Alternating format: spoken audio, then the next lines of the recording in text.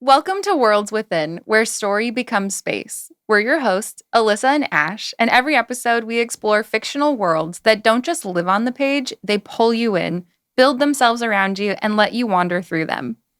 This is a podcast for readers who don't just love books, they live in them. We dive deep into sensory storytelling, character perspectives, and the world-building mechanics that turn fiction into a fully immersive experience. Last episode, Ash had us wander through Prithian and Under the Mountain in Akatar.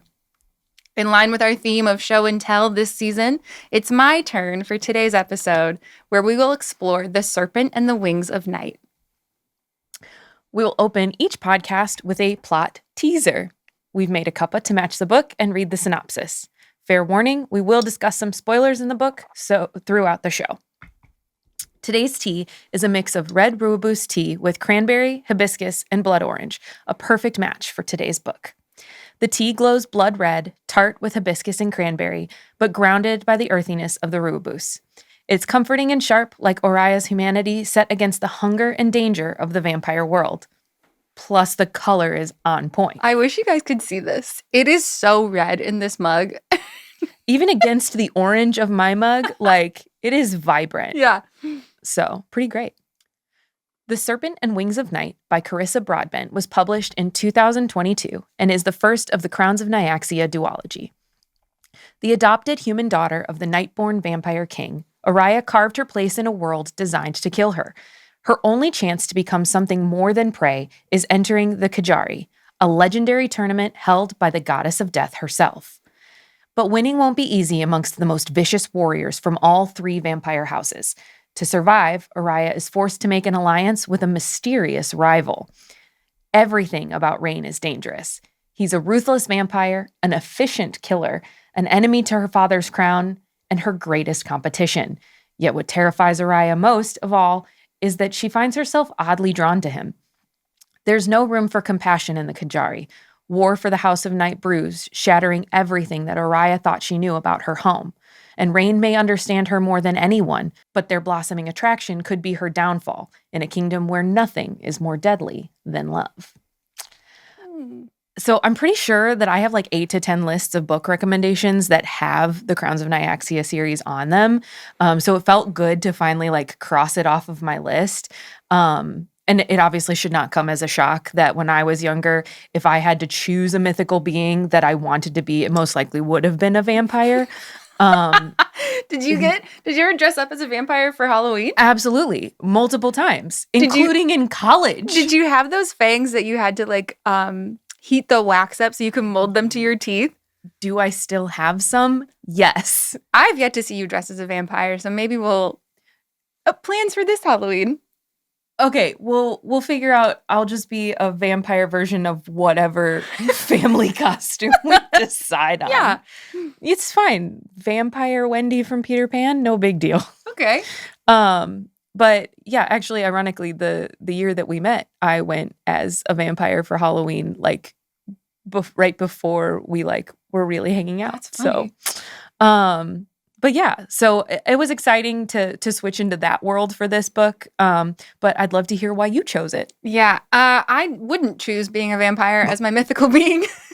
As a kid, I probably would have chosen mermaid or unicorn trainer because I just was a horse girl at heart back in the day and now.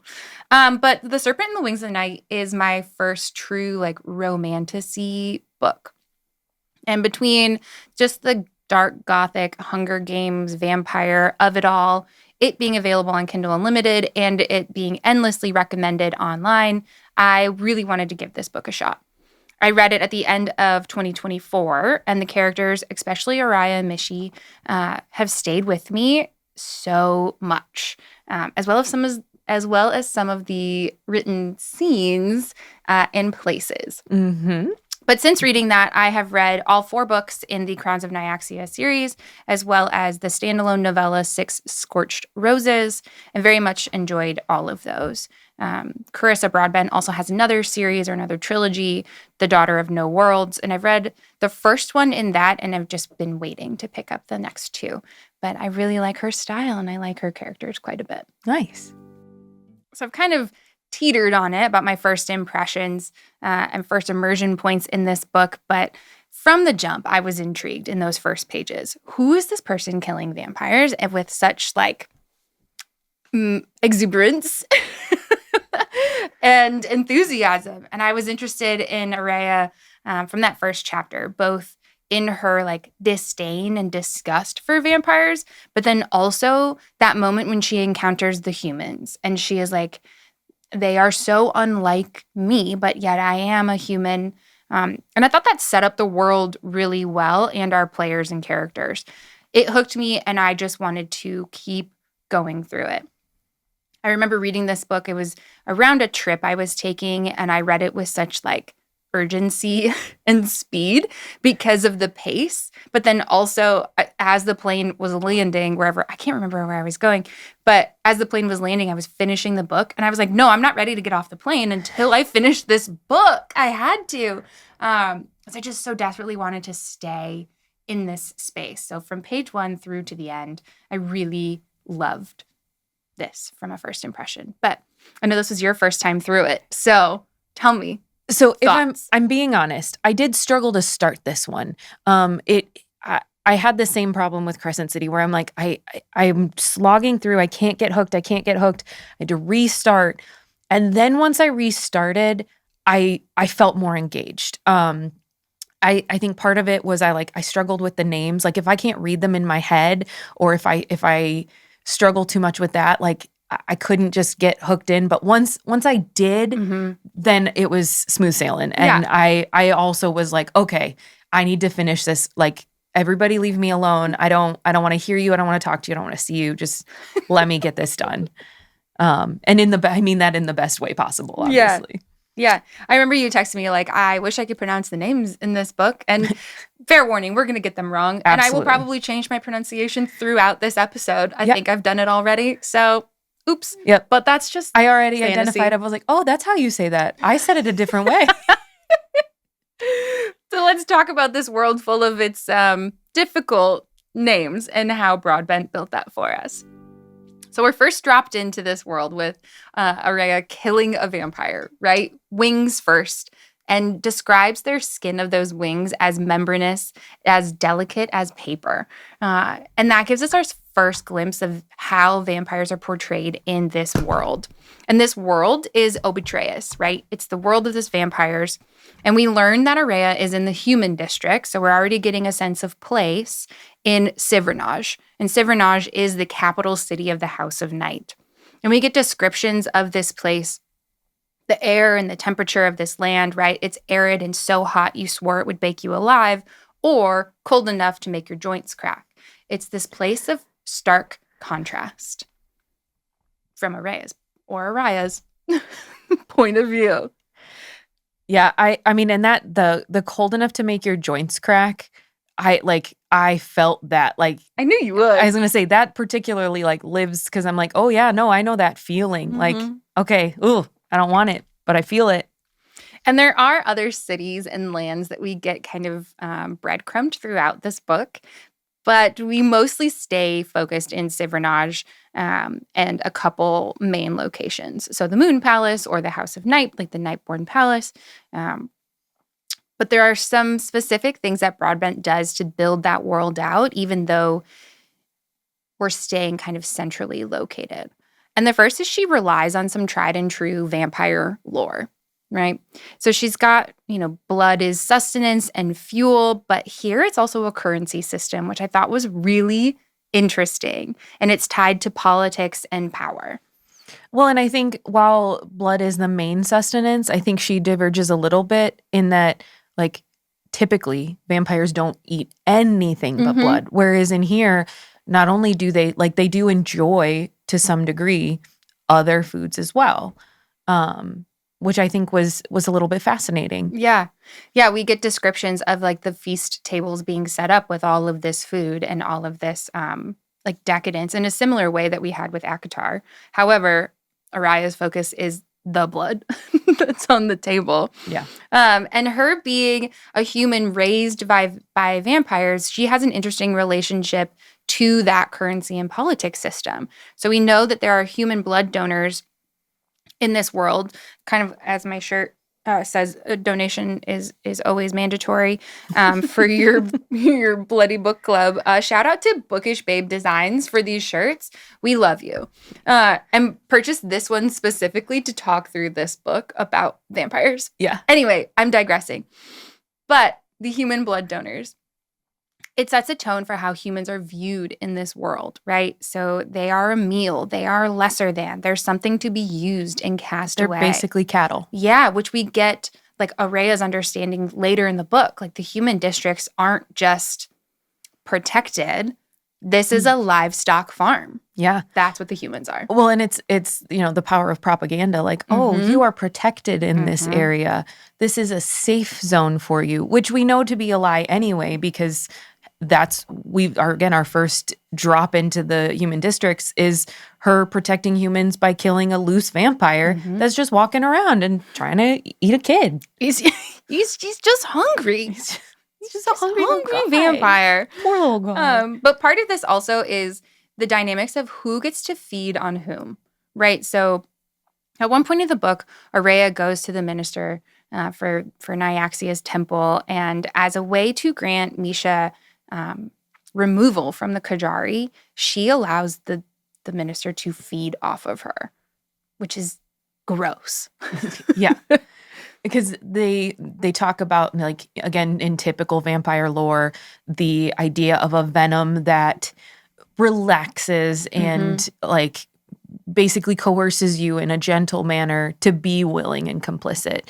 But how, like, the age of the vampire and the relationship to the vampire can impact how that manifests. And the fact that she has a negative connotation about the minister, like, makes that interaction less sexual versus later when she's with Rain, and that becomes just a 5-alarm fire. That cave scene, great. Love it. One of those when I mentioned, like, there are certain scenes that stick with me. That scene where Oraya lets Rain feed off of her in that cave in one of the final trials. Whew. So good. Arguably better than any actual, like, capitulation. It was great. But we also understand through the interludes that happen between these chapters or between parts of this book that Oraya has some past trauma with being fed on too.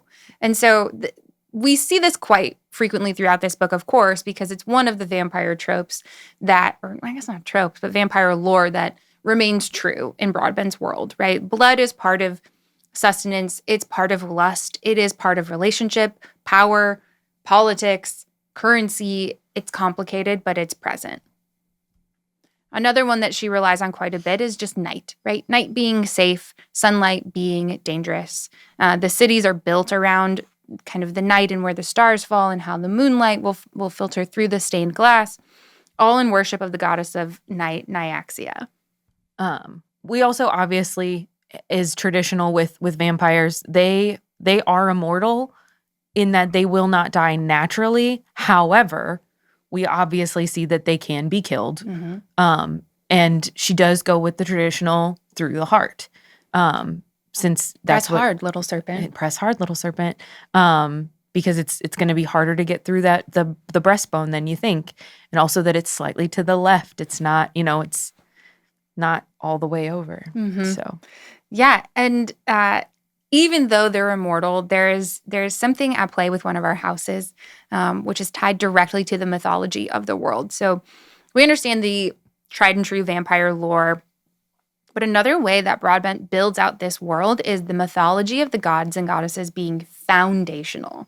So starting off with our goddess Nyaxia, who is goals, especially in the description that we get later at the end of the book. I'm like, yeah, that is who I would like to be, right? Yeah. She is beautiful beyond measure.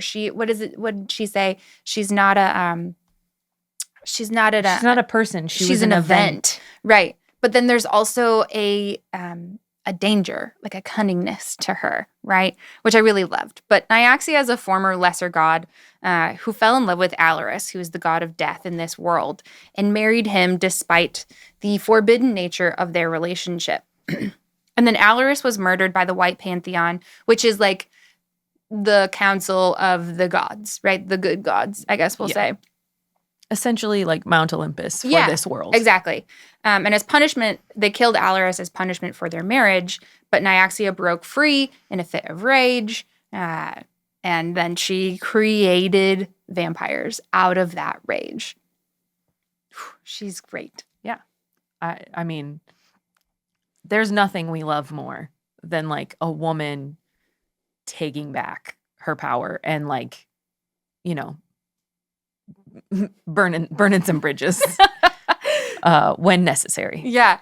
And she creates 3 different houses of vampires in this world. So we've got the House of Night, which they're also called the Nightborn. And everything that we know about them is described really well because that is the house in which Oraya is raised, right? So we've got the Hiaj and the Rishon vampires. So there's 2 factions within this one house.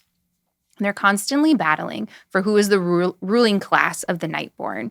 There are differences, right? So the Hiaj have like leathery, membranous wings, which, hello, Bat Boys. Exactly. But the Rishon have feathered wings, right? So there's clear difference there, as well as the colors that they dress in and kind of the expectations in these different houses. And this house, the Nightborn, they practice magic, including Nightfire. Now, I think it's interesting that the House of Night has the 2 like distinct classes, but we don't really get to see that in the other 2 houses. Mm-hmm. The House of Blood, which again is a different color, more leaning towards the reds, and that is the house that is cursed by Nyaxia with what is referred to as a blood curse. And they do, again, if we're going with traditional lore practice, what we would normally expect to be blood magic by controlling your body or even your mind through the access to your blood. And then the other house is the House of Shadow or the Shadowborn, which again, more mind magic, shadow magic, and potentially necromancy. Mm-hmm. Yeah, and so there's this this repeated line throughout the book that Nyaxia likes her children fighting. And that, boy, does she. She really does. And that's where we have the Kejari, right? So the Kejari is, it's like every century, there are these deadly trials that are all structured around Nyaxia's journey out of the White Pantheon and her story. And within that, there are power dynamics at play. Obviously, it's a little Squid Gamey. I think you wrote or told me of like you're not going to you have to survive the trial, and there's one winner. But even beyond the Kejari, she likes to see the Hiaj and the Rishon fighting. We learned that Vincent came to power after his Kejari, and also doing some other things, and he was born with what they call an heir mark. Meaning he was the heir to the Nightborn throne for the Hiaj. And his wish coming out of winning his Kejari was that there were no more Rishon heirs. Which is not exactly granted. They are not stripped entirely. Their power is just, as we find out, locked. Mm-hmm. Or tethered at that point. Ooh, good word. Which is interesting because again, if we go back to like the bargains of the Fae, like what you ask for and what you get can sometimes be at odds if you don't ask very specifically and very clearly. And so I do find that very telling. It also tells into her, I like my children fighting, because I didn't eliminate them. I just allowed you this sense of security for a brief period of time. Correct. So good. And you bring up a good point and another like major theme of the book or driving factor. So we've got the tried and true vampire tropes. We understand the mythology as being foundational to this world and to this story. But the guiding motivation beyond everything is power. Woo! Power, power, power. It is the goal for everybody in this book is the acquisition of power, the retaining of power, the growth of power. And in this world, we learn that our vampires feel so threatened by their children that they will often kill or maim their children to retain their power. We see this most with Ibrahim. Quote, he gave me a weak smile, revealing mutilated gums, jarringly absent of canine teeth. And when he was on the cusp of adulthood, his parents had pinned him down, removed his teeth, and hobbled his left leg. And yet he enters the Kejari. And does remarkably well. For sure, for sure. We also learned that Vincent had slayed his own family for his power. He murdered his parents and his 3 siblings to gain his title, and then every possible Rishon heir. Yeah, that's a lot of blood. Yeah. And obviously, if we're talking about the acquisition of power, Oraya, the whole point of her entering the Kejari is to gain power that she does not have as a human. Mm-hmm. I think it's interesting, and I wondered how this was going to play out. Because, again, talking about power, this Coriatis bond that she is going to request. Mm-hmm. That's not just I want to be turned. That's not just I want to gain this power. It's I want this very specific bond so that I can utilize someone else's power. But as we know, when everything has a price, and we don't really get to hear what the price is or at least for her, Mm-hmm. because the focus is on what the price is for Vincent. Mm-hmm. And I think that is very understated. Yeah. Until the end. Yes. Which is really well done. Yeah, it's like she needed Rain to like spell it out for her. Like, you have to really think about it, Oraya. Like, why would Vincent want this from you? We understand what your motivation is for wanting this bond, but why would Vincent want you to ask for this? Ooh, it's very good. And kind of the politics and power, we see a little bit of this between the houses too, similar to what we see in the courts in Akatar.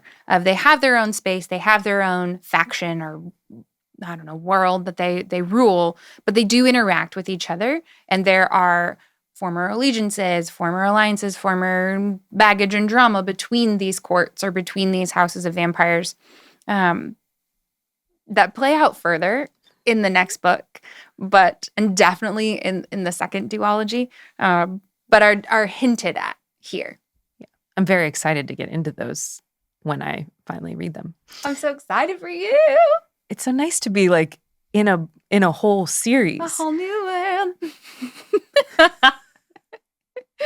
Exactly. So one of the things that I think is really nice about this, which we've seen in several other books and we have liked in those, is that Oraya is the way we experience and learn this world. Mm-hmm. It's very naturally done, very much like Mac and Mara. Even Feyre to an extent, that we are learning, we are getting information as she is getting it, or she is kind of loosely explaining it as she's talking through, well, this trial is going to be like this because Mm-hmm. of this lore.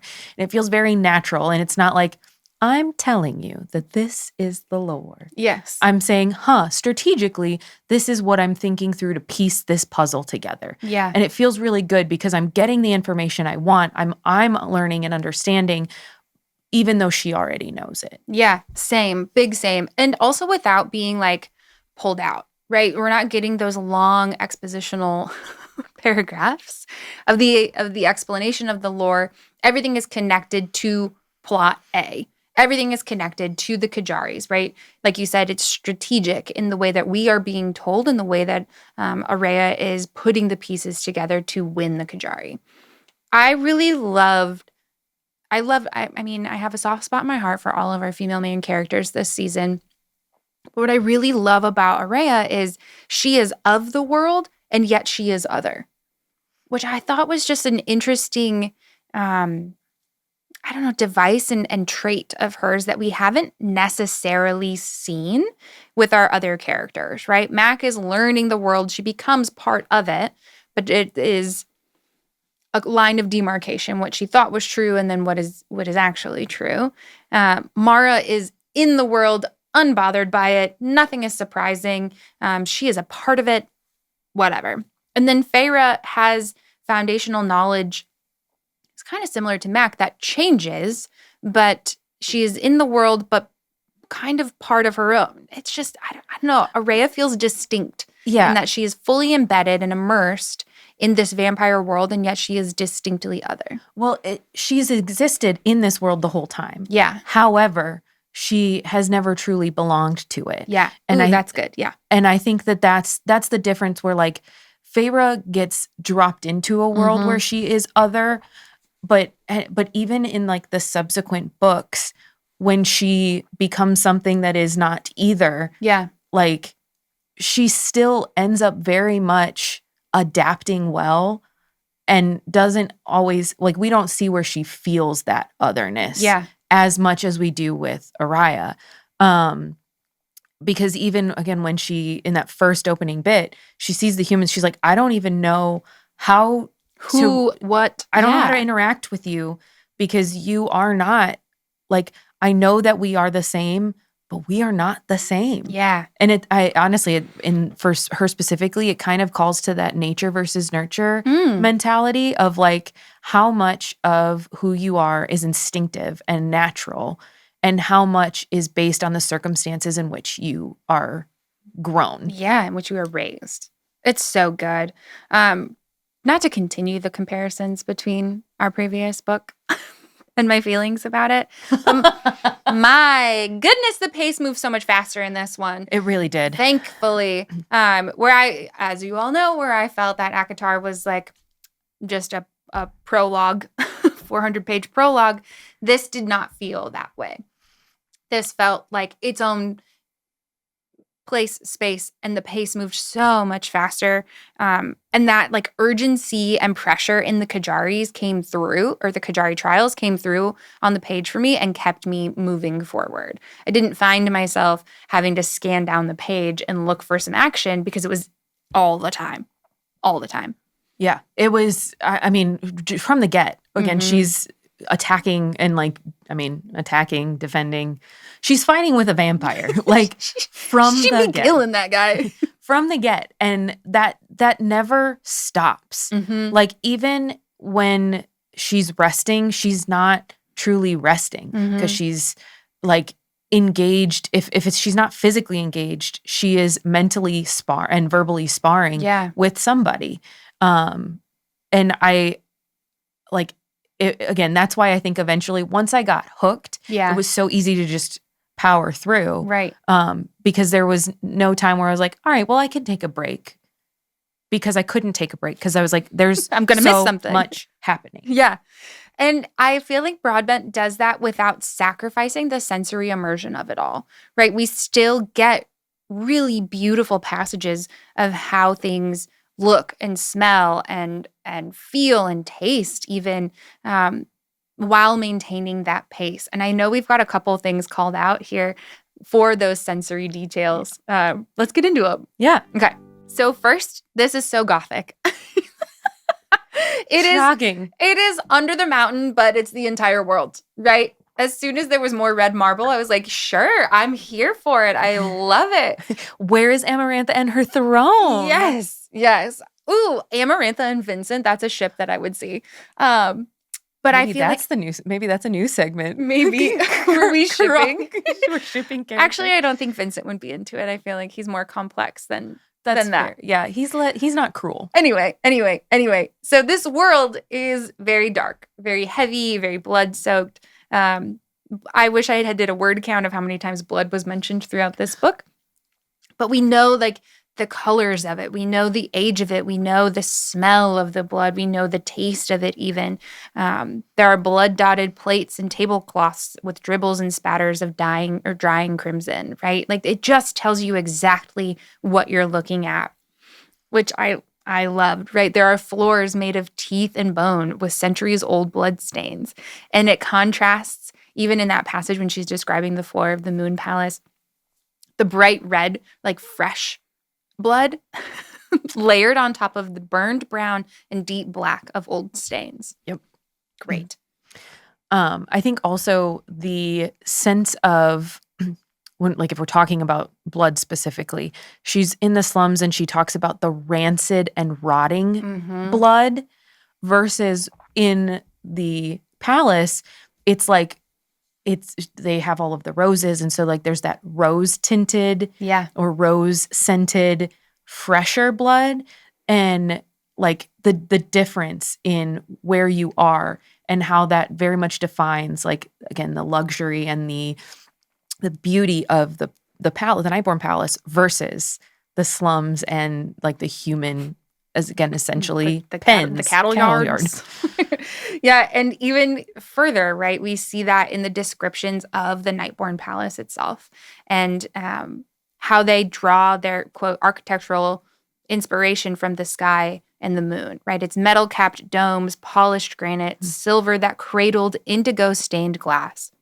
Beautiful. Love it. And then we know that the House of Shadow designs completely differently, right? They, quote, crafted their buildings the way they crafted blades, each castle an intricate set of pointed spires sprawling with blood-kissed ivy.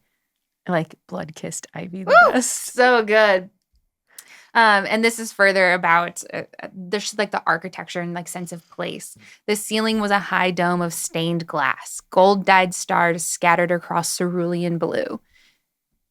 Beautiful. Yeah. Put so me there. vibrant. Yeah. Put me there. Absolutely loved it.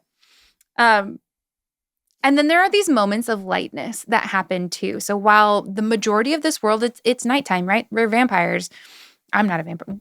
We are with the vampires. The sun is dangerous, but there are these moments of lightness and brightness that kind of lend itself to that complicated duology or contrast that we talked about earlier, right? Quote, the silver of the moonlight had started to flush with the pink promise of the sun, outlining the strong angle of his cheekbone to his jaw, bleeding down to the muscle of his throat. It is both beautiful and dangerous at the same time. And I love it. Me too. Or just going to that pub in the Human District. We love a pub. We do. We love a pub. We love a pub. Right? Or what it essentially is, a dive bar. Yes. With mismatched wooden tables and mismatched wooden stools, walls of clay and stone, tiny windows at the top, and lanterns that, quote, drenched the whole room in warm orange light, and the beer being fucking horrific. It's perfect. I think one, obviously we love a horrific beer. I don't know about that. There's a place for it, right? There's a time and a place. Well, I think that, like, I get it. If I'm a turned vampire, former human, yeah, that sounds great. Yeah, give me a PBR. But also I love the very specific use of warm orange light versus, again, because that's very like sunshine and daytime and warmth of humanity versus the cold, like cool silver toned light of the moonlight and the stars. So I think, like, again, that juxtaposition of the two is really fascinating. Yeah. We get a lot of smell descriptions too, not just the blood. Yes. Which we get a lot of descriptions of that. Like you mentioned, the difference that Oraya starts to notice throughout the book. But then we get description of Ilana, who we love. Of course we love. And of course, like, as soon as I started falling in love with her, I was like, no. Yeah, exactly. But she smelled like smoke and too pungent rose perfume and blood. But it's the rose perfume and the cigarette or the smoke that really clings to Oraya's memory of Ilana throughout the book. Yeah. And I think that that's really well peppered in that, like, there's moments, obviously, yes, the blood is present because it's a vampire book, it's going to be, but it's not just that. Like, there are other, like, scents that are woven in periodically that become thematic, in my opinion. Yeah, for sure. Even the way that she describes how rain smells. Yes, like the sky. And like falling. Like, how sweet. Right? And like reminds me of those perfume ads where you're like, what does this smell like? you're just running through the beach. What does it smell like the beach? But when you salty? read it, Is it citrusy? right? But when you read it, like he smelled like the sky and tasted like falling. You're Yeah. like, yeah, I get it. Yeah. You're like, I don't know what that smells like, but I like it. I do like. But I do know what like that smells it, like. and I like it. There's a couple other characters and how they are described in their role in this story that add more texture to this world, which I think is just great. We've talked a lot about Oraya and who she is, right? She's raised by Vincent in a world that is not safe for her because she is a human. And that really colors her entire worldview and her personality in that nature versus nurture. She is told repeatedly, you're not safe, not in this castle, not in this room. You are prey in a world of predators.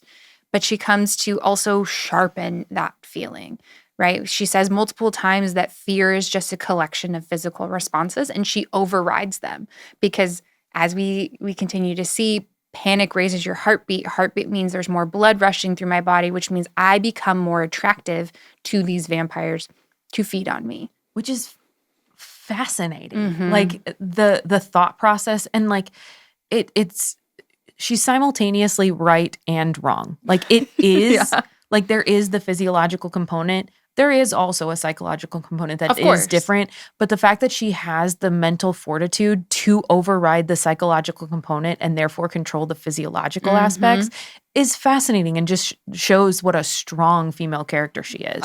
Agree. And she says that throughout, like, sadness was a futile, weak emotion. At least anger was useful. A sharp edge to cut another's heart, or a hard shell to protect your own. Or fear, when embraced, hardens and sharpens, right? So we're getting that understanding of who she is and how she sees the world and really fleshing out her emotional weight alongside the physicality of it all. We also get stories of Vincent, who is ruthless. But like again, the duality. Duality. I love it. It's a new word. It's a new word. Put it on a shirt. Duality. The duality of like she talks about it. She's like, I'm talking to Vincent, the Nightborn King, versus Vincent, my father, and like they are two conflicting entities, which is fantastic. And he is so complex as a character.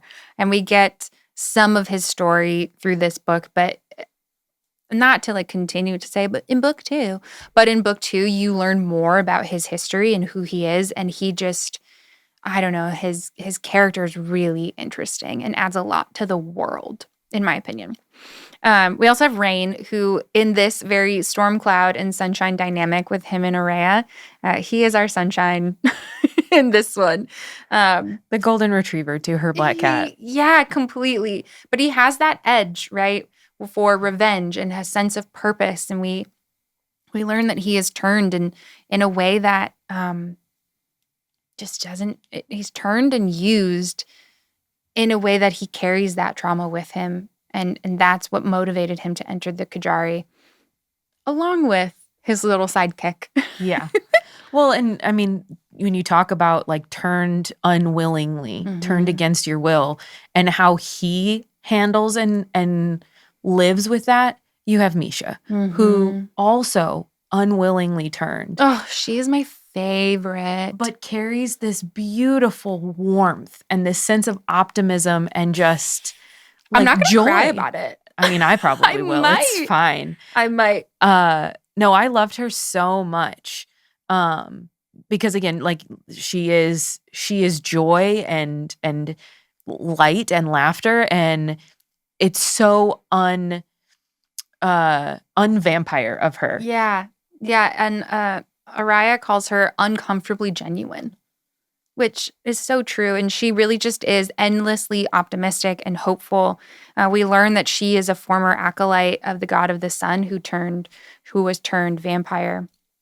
And there is this moment that you feel like your heart breaks for her when the Moon Palace is attacked. And she says, I called and called and he never came. And at that time, Oraya is thinking like, but Rain did come. And then we learn that it wasn't Rain that she was calling for. And like I can't. how sad to be like forsaken in such a pivotal moment by like, because obviously we had seen her power from him in the first trial. But like to belong to two gods, but having chosen one and not the other, and then to have the one that you chose be like, deuces, I'm out. Yeah. She is our main character in the second set of the Crowns of Nyaxia books. So we follow Misha on her journey, and we learn much more about her history, and it is beautiful. I mean, it is beautiful and heartbreaking, and honestly, it's the best. It's the best. Yeah, she's fantastic. Yeah. And then obviously we've referenced before, but we kind of need to talk about Alana. When we first meet her and Oraya has like broken into her apartment essentially.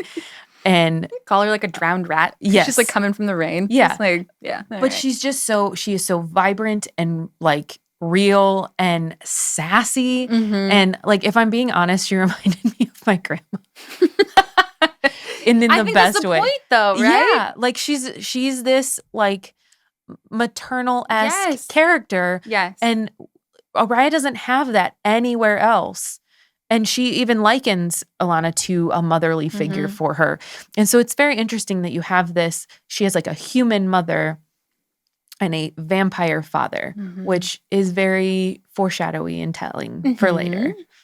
I loved Alana. And Alana's presence, despite her early demise, is felt throughout the book, right? And it is called upon frequently in Oraya's memories, but then also in that purple fabric that she keeps hold of as like a connection to that memory.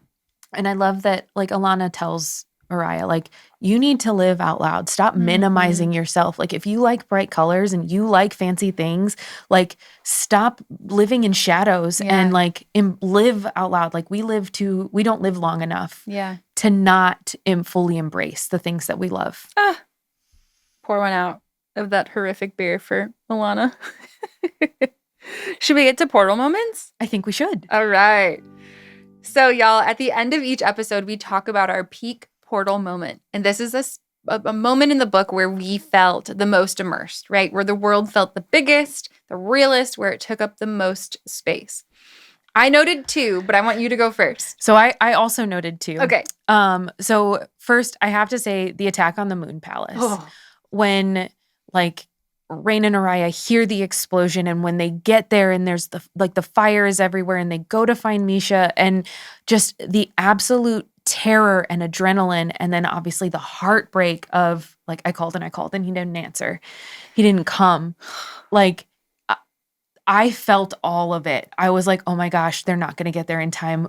Like, what is going to happen? How does this impact things? And obviously you expect that in the Kejari, like, everyone's gonna die except for one person. Yeah. And so you're following these characters expecting that you're gonna lose some. But I wasn't ready to lose Misha at that point. And honestly, then like I was very pleased to find that ended up being her saving grace. Yeah. And she was removed and she did get to survive.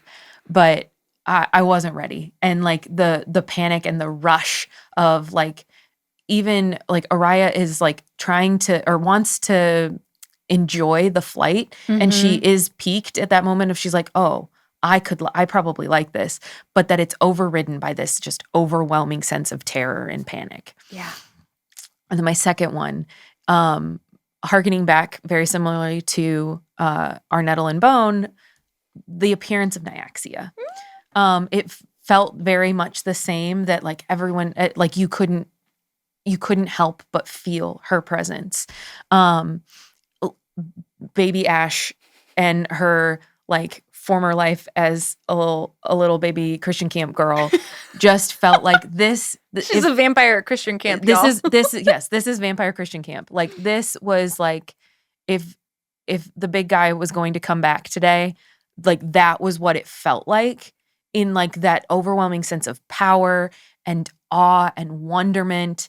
And where Nyaxia obviously differs, and in my opinion for the better, is she's beauty with a bite. Mhm. She's like just unreconcilably beautiful, objectively so, but she has the drip of blood down her chin, and like there's just this sense of not malice, Danger. but danger and chaos. Yes. That I can relate to. Yeah. And that I like makes the moment a little bit, it gives it an edge. Yeah. I mean, even the way they refer to her, right? Like she's the mother of ravenous night. Yeah. I love her. What an excellent description. I love Nyaxia. For me, one of the first is the full moon trial, which is one of our first trials in the Kejari. And this represents Nyaxia's departure from the White Pantheon, and she's attacked by beasts at the borders of her land. And in the arena, we encounter demons. And the way that the demons are described haunts me. Haunts me. Serrated black claws capped with 2 long fingers on hands made for grabbing and killing. No, don't like that. They moved on all 4s. Nope, already don't like that. Hairless and dark gray with blackened veins that pulsed beneath their skin. Done. Their faces flat with sharp cheekbones, slit noses, and white mucus-coated eyes were mostly mouth. Oh man, and the like really pulled me in was describing them as chillingly animalistic and sickeningly humanoid. Ew! Yep. Ew. But I could see them. Yeah. And I could feel them. And I could feel Oraya's fear around them and her confusion. And then her starting to put these pieces together because we see the blood magic that surrounds these demons. And she's like, oh, shoot. They are former vampires. So we learned we had this breadcrumb of there's a bloodborne curse and you don't like what they become at the end of the curse. Oh, they become demons. They become demons. And that is horrifying. Yeah. But we also get to see Oraya, who we learn that, she's dangerous and she's good with the blade and Vincent has trained her, but we see her also be strategically smart, which I love a smart FMC, not like Feyre, but I love a smart one. She puts those pieces together. To that point, like she is from the beginning, she is intelligent. We see that she's calculating, she's strategic, she's analytical. It feels natural. Yes. Like at no point was I like, nah, you didn't just figure that out, right, girl. You didn't suddenly become smart. Right. Yeah. Which we see with Feyre. So yeah. So that's my first one. And then my second that I really love to talk about, because this is how I picture Oraya, is the feast after the half moon trial. And so she comes to this feast dressed in a dark, rich violet dress, and she has Alana's fabric as a scarf. And there are black metal chains, and she shows up, and Vincent sees her, and she's like scantily clad, right? Normally she's in leathers because she's protecting herself. This world is not safe. And Vincent says, it's unwise. And she says, unwise to expose so much of myself, unwise to draw attention, unwise to wear anything other than armor. I know, I said. Like, oh, girl, you are a badass and I love it. Then that feels very like how appropriate that she's wearing Alana's scarf at that moment, because she is doing the exact thing that Alana told her at the beginning. Living out loud. Live out loud. Wear what you want to wear. Feel comfortable in your own skin. Yes. Because it doesn't matter how dangerous this world is. Like, it's not worth living in if you're not being true to yourself. Yeah, it's Oraya really stepping into a sense of power. Right. And we know that that's an underlying theme in this book. But even the way that the rest of this feast is described has that complicated juxtaposition. It's beautiful, but it's gruesomely impressive. Right. The amount of blood that's there. We see the flowers. There are marble tile paths. Like it's just painted really beautifully. And as she's standing out on this balcony, that's when we get our first "there you are" from Rain. And that is something that we see throughout, but it really, for me, I don't know, that's a little slow burn here and he falls first. Just the acknowledgement of like, there she is. Yeah. I loved it. And at the end, she describes the way that Rain is looking at her, because previously he had looked at her during I believe the Half Moon trial, like she was a goddess. And she was like, that felt like it couldn't get better than that. But he was looking at her now like I was a human, and somehow that meant more. Yeah. Because he values his own humanity so much that, like, to assign it to her, because she even says, like, he feels more human than I do. Yeah. And to have him, like, recognize that humanity in her, I think is really poignant. Yeah. But those are the two places where I felt really pulled in and like, wow, the way that this is written, and I don't know, the emotion on top of just like the sensory description felt so big to me, and they stick with me. Yeah. Like the cave scene, which I didn't call out, but that's okay. We all know. We kind of referenced it at the beginning. Yeah. You know. Okay. Because it's so good. Spicy. Well, I think that's a wrap on this episode of Worlds Within. Before we go, let's give The Serpent and the Wings of Night our immersion rating on a scale of 1 to 10 portals. So this world I come back to, like I've said, mentally from time to time, or there are like intrusive flashes when I'm just minding my own business. But I think that really speaks to the way that Broadbent has built this world. So I'm going to go with 9 out of 10 portals for my rating. There are some things I wish we had a little bit more of in this book, like the White Pantheon. We get breadcrumbs of them, and it definitely gets answered in book 2 and beyond. But I think having a little bit more would have made it 10 out of 10 for me. Yeah. I really appreciated a lot of the sensory descriptors in this book. They pulled all the right strings for me. They hit that olfactory nerve. I am a sucker, especially for scents, and specifically the cigarillos and the smoke of that, as well as the idea of the smelling like the sky. Yeah, those were big, and those captured me and they got me in. That being said, while I really appreciated the pace for most of the book, I felt like at the end we got dumped a lot of things really fast. Sure did. And it was like, oh, okay, now we've gotten too fast. And I can't appreciate some of these elements that otherwise would have been good.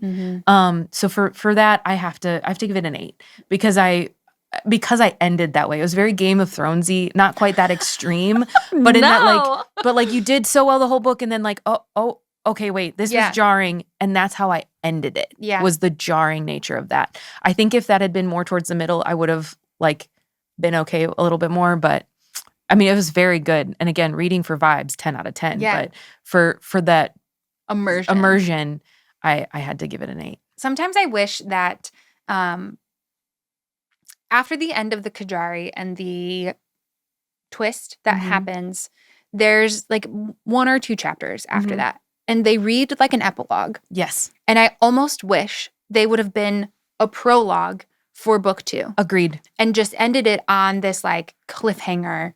What's going to happen? Agreed. Yeah. Yeah. I think, and again, that's where I think the jarring nature was. I was like, you had me. You had this wrapped up, beautiful gift of a cliffhanger. I didn't need the resolution yet. Yeah. I hear you. Totally.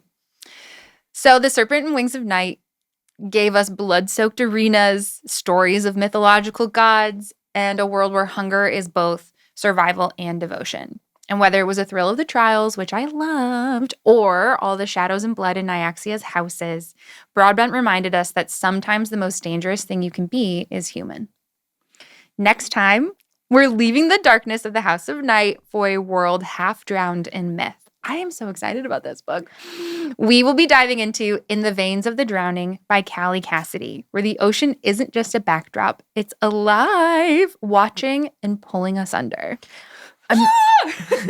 I'm excited, but this is also a slight departure from our show and tell. It is, I know. But I mean, I feel like this part of the show and tell is the interwebs and book talk showing and telling us. They be showing. Until then, y'all, subscribe, leave us a review, and let us know, where did you feel the story became space?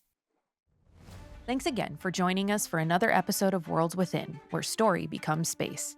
Follow us on Instagram and TikTok at Worlds Within Pod for more episodes, sensory guides to your favorite books, and more. And don't forget to subscribe on your favorite podcast streaming platform. Bye!